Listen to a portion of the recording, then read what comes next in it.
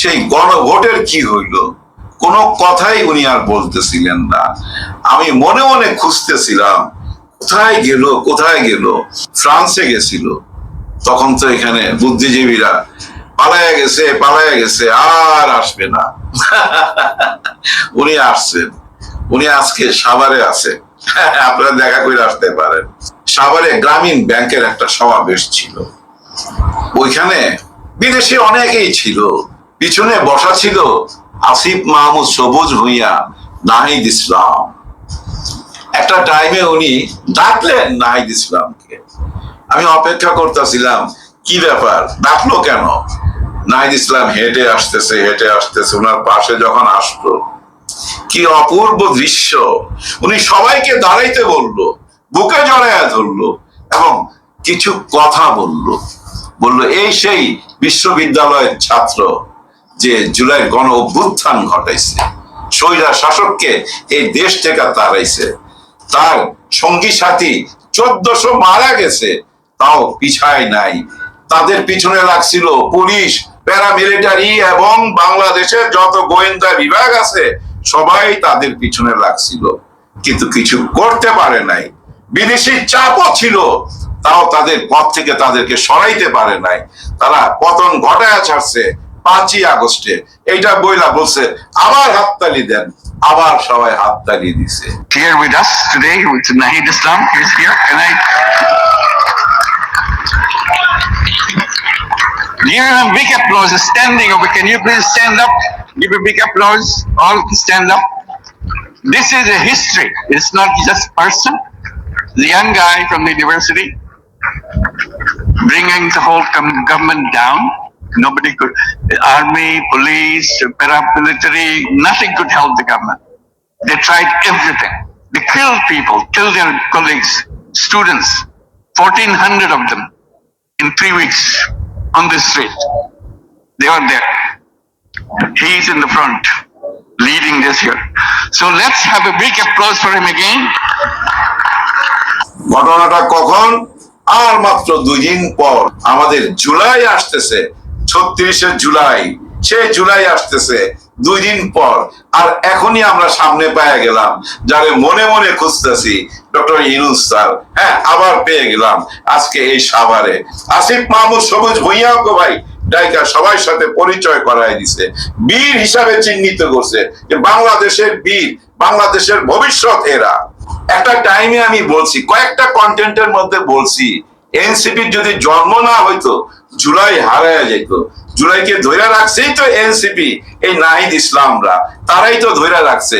তারা যদি এই দলটা না করতো, ওই যে কিংস পার্টি, ডক্টর ইউনূস স্যারের কিংস পার্টি, তখন অনেক রকম ব্যঙ্গ করা হয়েছে, অনেক রকম অপপ্রচার চালানো হয়েছিল, মন ভাঙ্গা দিবার চেষ্টা করা হয়েছিল, হয় নাই। এই কিংস পার্টি দাঁড়াইছে, এই কিংস পার্টি কিন্তু আজকে দাঁড়ায় গেছে এবং প্রতিনিধিত্ব করতেছে কাদের?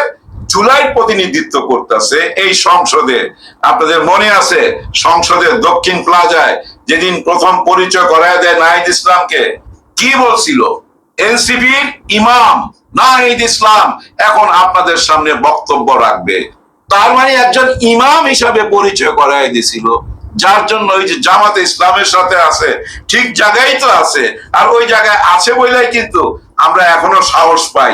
হ্যাঁ ভাই, সাহস পাই না ভাই, আদায় কইরা ছাড়বই জুলাই অধিকার। হ্যাঁ, জুলাইয়ের অধিকার আদায় কইরা ছাড়বো, সে সাহসটা এখনো বাইচে আছে মানুষের মনের ভিতরে। শুধু এই এনসিপি এবং এই জামাত ইসলামের কারণে, হেফাজত ইসলামের কারণে, ওনাদের কারণেই কিন্তু বাইচে আছে। আমরা পাবলিক চিল্লাচিল্লি কইরা কিছু করতে পারতাম, কবেই তো খায়া ফেলাইতো। দেখেন আজকে সংসদের দিকে তাকায়া মাননীয় সংসদ সদস্য আশরাফ উদ্দিন নিজাম, উনি কিন্তু কখনোই নির্বাচনে হারে নাই, সত্যি কথাটা বলে। আজকে বলতেছিল এই সংসদের দিকে তাকায়া, এই বামেও আছে দণ্ডপ্রাপ্ত, ফাঁসির দণ্ডপ্রাপ্ত আসামি, ডানেও আছে, বামে আছে, ডাইনে আছে, সামনে পিছনে, এই সংসদে আছে তো ভাই সব দলের উপরেই তো জুলুম হয়েছে। এই যে সংসদে 300-350 এমপি আছে মহিলা আসন সহকারে, এদের মধ্যে ভাই ম্যাক্সিমামই কিন্তু অত্যাচারিত হয়েছে, এদের উপরে জুলুম হয়েছে। আগে সরকার জুলুম করছে, মামলা করছে, মোকদ্দমা করছে, এক একজনের পিছনে 100-150 মামলা আছে। এই কথাগুলো উনি তুইলা ধরছে। আশরাফ উদ্দিন নিজাম সংসদ সদস্য সত্যি কথাটা বলছে। তারপরে কি বলছে জানেন? এই যে আমরা আজকে বেঁচে আছি, এটাই তো একটা অবাক করা ঘটনা। কিভাবে আমরা বেঁচে আছি? আমাদেরকে কে বাঁচাইলো? আমরা তো কেউ জেলে ছিলাম, কেউ পালায় ছিলাম, কেউ ধান খেতে ছিলাম। আজকে যে আমরা এই সংসদে আছি এই জুলাইয়ের কারণে। এই জুলাইকে ভুইলা গেলে হবে না। কোন টাইমে কথাটা বলতেছে? আর 2 দিন পর জুলাই। এই জুলাইয়ের আগে দেখেন ওরকম দৃশ্য দেখলাম এই সংসদে। আমাদের বিরোধী দলের নেতা ডাক্তার শফিকুর রহমান স্যার একটু বক্তব্য রাখলো, হাততালি দিতে পারে, টেবিল থাপড়াইতে পারে ওনার দলের লোক 11 দল, কিন্তু না, সবাই পুরা সংসদে টেবিল থাপড়াইতেছে। এটা কি ওই আম খাওয়ার এফেক্ট? ওই আমের মধ্যে কিছু কি দিয়ে দিছিল যার জন্য ওনার ভক্ত হয়ে গেল হঠাৎ করে সবাই? না, উনি একটা ন্যায্য কথা বলছে। কি বলছে? এই যে মালয়েশিয়া গেছিল, চীনে গেছিল, এটা নিয়ে অনেকে অনেক রকম কথা বলতেছে, বলুক, সেটা অন্য কথা। উনি কি বলতেছে? উনি স্পষ্ট ভাষায় বলল মালয়েশিয়া আমাদের পুরনো বন্ধু, একদম পরীক্ষিত বন্ধু, আর চীনও আমাদের পরীক্ষিত বন্ধু। হ্যাঁ, একেবারে 100% পরীক্ষিত বন্ধু। এই 2 দেশের যাওয়াতে বর্তমান সরকারের ফরেন পলিসি আমরা সম্মতি জানাই।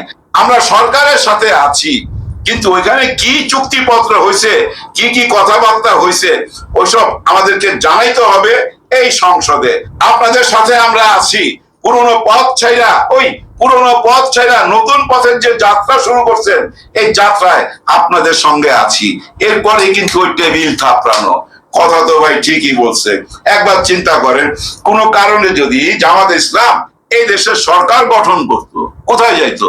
এই চীনে যাইতো প্রথম। হ্যাঁ, এই চীনেই যাইতো, এরপর হয়তো যাইতো আমেরিকায় বা মালয়েশিয়া, যেখানেই যাক চীনে আগে যাইতো।